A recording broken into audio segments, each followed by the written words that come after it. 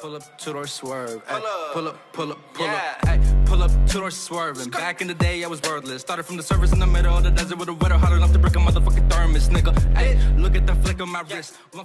What's going on, guys? Back here with another video, and today I'm gonna be showing you how to make easy MT using the throwback collections and the historic filter in general. And all you need is about 25k MT and just a little bit of patience, and you'll be good to go. So without further ado, let's get into the tutorial. Alright guys, so the first step to this method is to simply go over to the pack market, go over to the throwback packs, hit triangle if you're on PlayStation, or Y for an Xbox, and just look at throwback elite cards that are available and the timing of when they expire. So right now it's the Lakers and Celtics, and they have throwback Lakers cards or elite cards, with that being Pink Diamond Elgin Baylor and Diamond Pau Gasol, and then a couple AMs this year, and it expires in 18 hours. So every week they release a new throwback teams players, and the throwback cards come out, or the sets that come out every 2 weeks. So the first week was the Lakers right here, the Pink Diamond Elgin Baylor,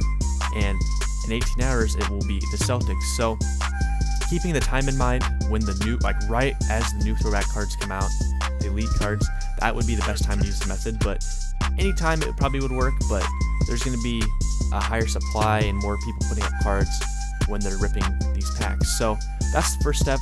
Let's move on to the second step. Alright guys, so the second step of this method is to go over to the auction house, go to the searching settings, set your theme at historic, and then what I do is, my goal is to buy all the historic cards for under 1,000 MT when people are pulling the packs like crazy, or when the new throwback elite cards are being pulled. So right now, obviously, they're kind of dead right now because they've been out for a week.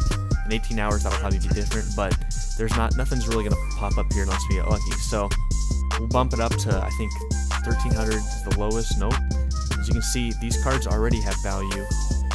Alright, so now the Lakers and Celtics players are now showing up, as you can see, and these are the cards you want to target. You want to target any of the ones you don't have. I guess the main goal is, or the goal is, to collect all of the historic players in the set. So we'll go on over to the collection here and see the progress I've made in the first week. And as you can see, I have 7 out of the 9 historic cards that I want to collect. There's 10 altogether, but one of them is a token reward player, so don't really count that. So I have 7 of the 9, and I got all these guys for under 1,000 MT, and the same goes for the Lakers here. I have 6 out of the 9 you want, and your goal is to collect all these for 1,000 MT. And the reason being, every card this year has value, especially the throwback cards. People need them for their collector's levels, and then people need these cards for, well, if you hit square here, tokens. People are doing anything for tokens. People really want the pink diamond rewards. Then with the diamonds, they want the Galaxy Opal Wilt Chamberlain. I'll make a video on the token reward players later. I think they're kind of overrated, but we'll get to that another time. But you can get 15 tokens for completing this set, so this is a good method if you do want the tokens. You can just snipe these guys when the sets come out. So now that we have that in mind, let's move on to the final step and wrap this up. Alright guys, so the final step of this method is to simply wait. Sometimes time is money, and in this case time's on our side, because once these packs are gone, after it'll be like a week. Let's go over and look again at the timer. It'll be like a week and 18 hours. Once these packs are gone, unless 2K does something crazy, you will not be able to get these throwback cards again. So the supply will be cut off. So, but the demand is still there because people want to get these token players, and they want to get tokens, and they want to get their collector's levels up. So what does that mean for us? Well, since we got all these cards for $1,000 MT while they were cheap, and we wait, that means that their value should go up, right? So for example, let's sell this Brian Shaw. This magic set right here came out about a month ago. Got all these cards for 1,000 MT or lower, and now that I waited about a month, now that the packs are gone, you can't get these players. Let's look what Brian Shaw is going for. So got him for 1,000. Remember, the lowest right now is 3,000, 2,850.